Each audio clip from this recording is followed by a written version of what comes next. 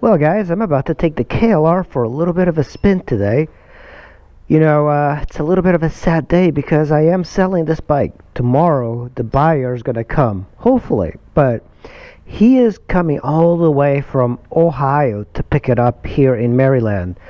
And, this bike is really good. Just because I'm selling it doesn't mean that I don't like it. But this is my second KLR. I really like this bike. I like how it rides. I like that it's a little bit more mellow.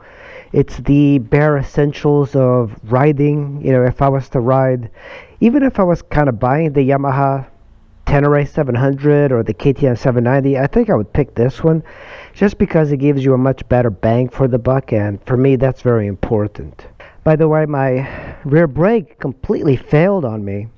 Now, I don't think it's doing that well either. It is braking a little bit because I bled the line, but it's a little bit strange that it completely disintegrated, like it was really unusable.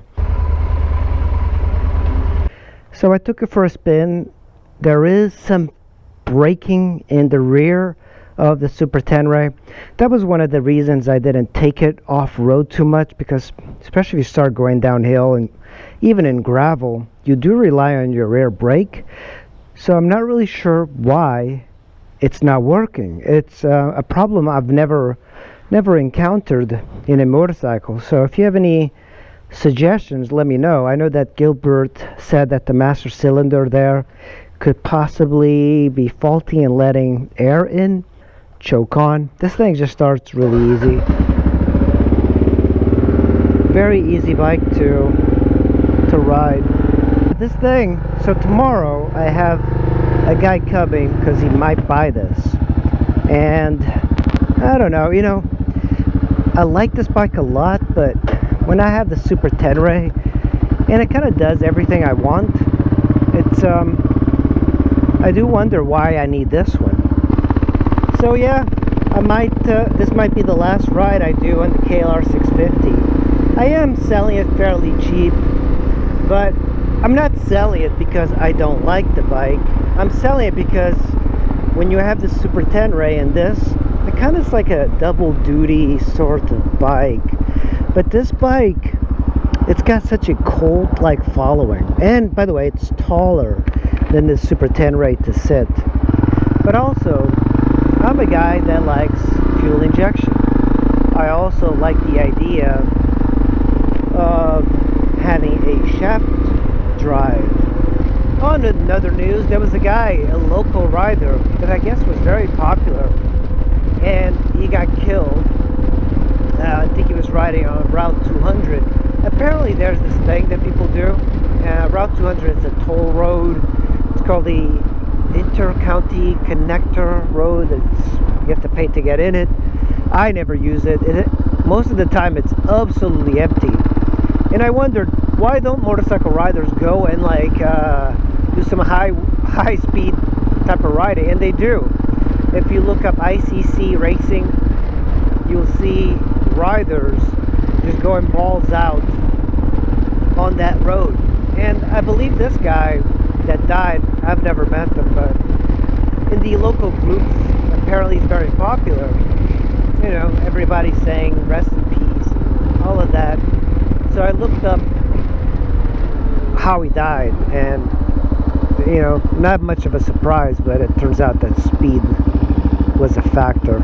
Give you a lot of detail, but they're like alcohol not involved, but speed and reckless riding was involved. So when I kind of put two and two together, the racing on ICC, I kind of think that this guy was going balls out. And what tends to happen is that there's a car that pulls in front of them because they're signaling, they don't see a motorcycle, and then they crash, lose control, whatever. But it's always unfortunate that people die, because I'm no angel. I speed plenty of times.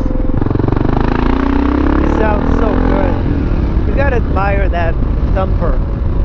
Thumpers just sound amazing. This bike, it's heavy, but I think it puts a really nice middle ground on a dual sport.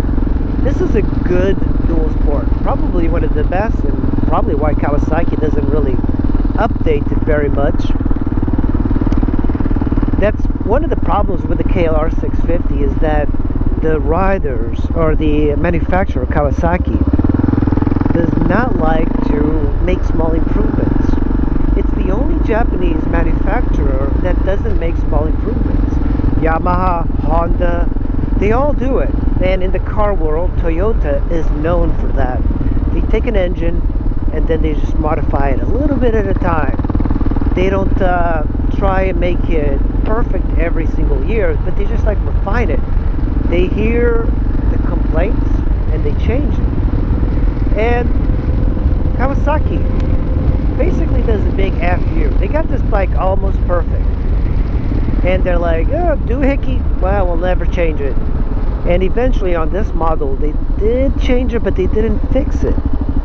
So it's as if they don't really care too much about, it's as if they don't care about the complaints of the owners, because I think a lot of people have always been complaining about the carburetor on this bike. It's like, man, it's 2017, this is 2017, and this bike is carbureted. In a way, I find it amazing that Kawasaki managed to do that for so long. But also, it's like, we all know that fuel injection is better. They've perfected fuel injection. So I don't know why you're still sticking with carbs. They could have easily done that. But, okay, fine, a carburetor. And then they do this. They have a very antiquated dash. And the dash, you could have easily put a digital dash. You could have given us a fuel gauge. But, nope. So, it seems like Kawasaki is very stingy with their motorcycles. They're not interested in making little modifications. I think what they do is they have accountants go, this is the maximum amount of money that we can make on this bike, and we can just milk the consumer for this amount of time. And I think that's what they did with this bike. And in a way, I look at that, I'm going like, yeah, that's actually kind of bold. But now the ADV market is just so saturated, there's so much to pick from, that you wonder if Kawasaki really did the right thing. So 2022 or 2021, 2022, that's when the new Kawasaki came out. Fuel injection, it's got all the stuff that people want. Hopefully they fix the doohickey. But Kawasaki tends to be the lower end of the Japanese manufacturers. Listen to that engine. It sounds so good. But this is the type of engine that it doesn't like to go at high speeds. And that's one thing that's known about the KLR, is that at high speeds it tends to burn oil. Now, I don't expect a shaft drive on this bike, but another super nice thing that they did is that they kept it very simple. Simple is good. So you don't need a shaft drive. But this thing only has a 5-speed transmission. So the new one, I believe, is 6-speed. And in the world of today, if you have 5 speeds, you're kind of, what the hell? Have you not realized that most bikes are 6 speeds? Even the Ninja 250 is 6 speed. In reality, do you really need 6 speeds? I think the only reason 6 speeds are good is so you can get a little bit more highway use. One thing that most people probably realize is that this bike is not like a twisty monster.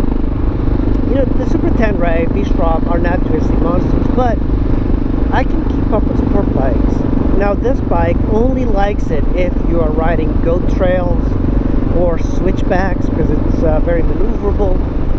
But anything involving 40 miles an hour and up, I find that the 21-inch front wheel is a little unstable. I think one of the biggest benefits of the KLR is the pricing. You know, Kawasaki, even the new KLR650, I was surprised with the pricing. What is it, like $6,500, $7,000? So for me, like when I see that price, I'm like, that's almost like Royal Enfield-ish quality. The Royal Enfield Himalaya, it's cheap and it looks good, but you don't get like the reliability. I know that the Royal Enfield people are really into it, but you just don't get that reliability. But it is kind of cool. It's a 500cc, and I like the idea that bikes should be a little bit smaller, which, you know, it doesn't make sense why I'm keeping the Super Tenere over this.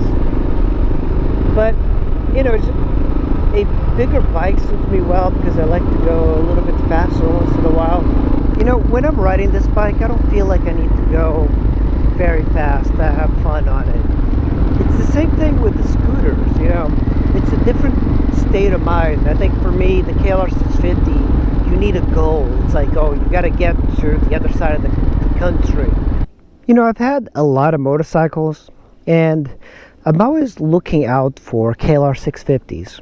And in the winter, I tried to buy a KLR650. It was the old gen, I believe, old gen. The guy sold it for like $1,500. That is a steal. But this one is worth a little bit more. I think $5,500 is what a lot of these are selling for.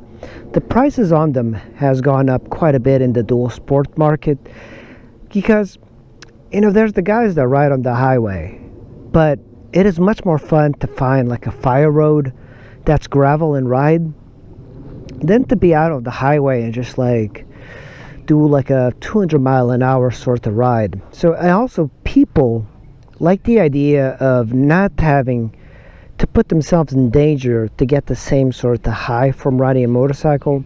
So they get something like this, and it is one of these bikes that is much more fun to ride than a sport bike when you ride it on a gravel road like this.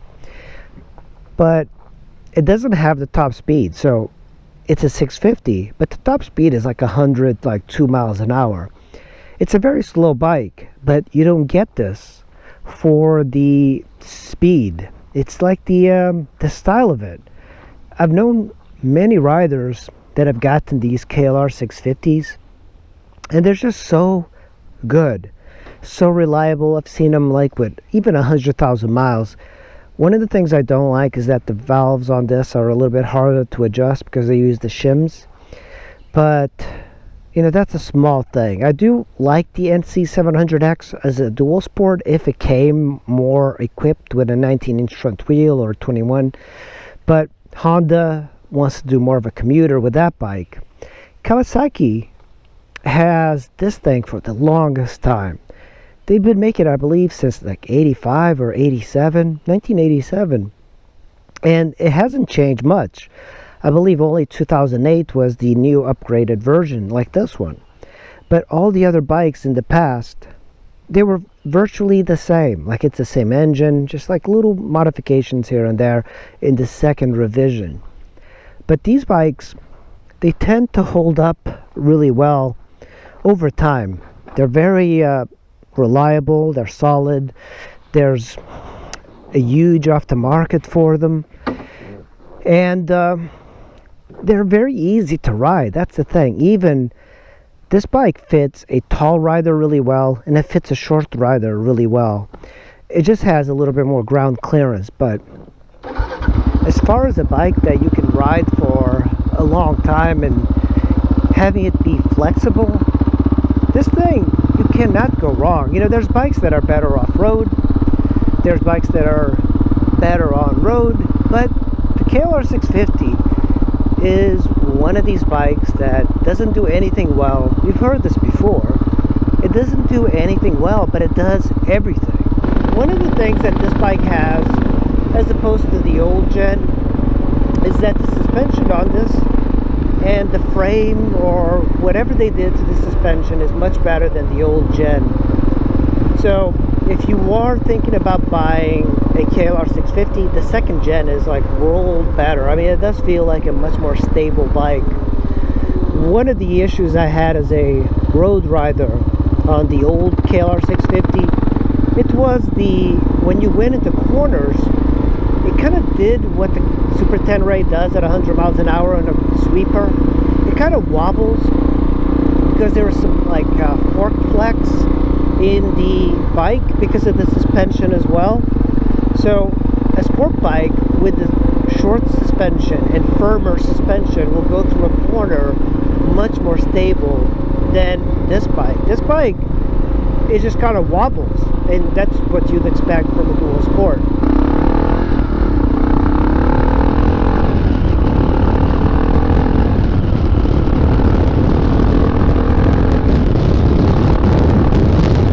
You gotta love the sound of a thumper.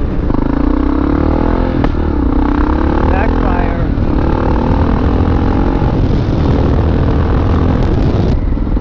These are the type of roads I kind of like enjoy riding on these little sports. Small, I like to keep the revs a little bit lower, just listening to that engine. Well guys, that's the KLR650, so maybe tomorrow I'm going to get rid of it. I don't know. If I don't sell it, I might just keep it because it is such a good bike to have. It's so much lighter than the Super Tenere, and I know I can use this to even like ride some of the trails. It's got a lot of plastic. I'll probably get some crash bars for it, but this bike is hard to beat in the used market. $5,000, you know, you can get this, and it is one of those bikes that, you know, they're fun. Their simplicity is fun, and it just sounds so good. So that's the KLR650. I really like it, so stay tuned guys. Thanks for watching. I really appreciate it, and I'll see you in the next video. Milk was a bad choice.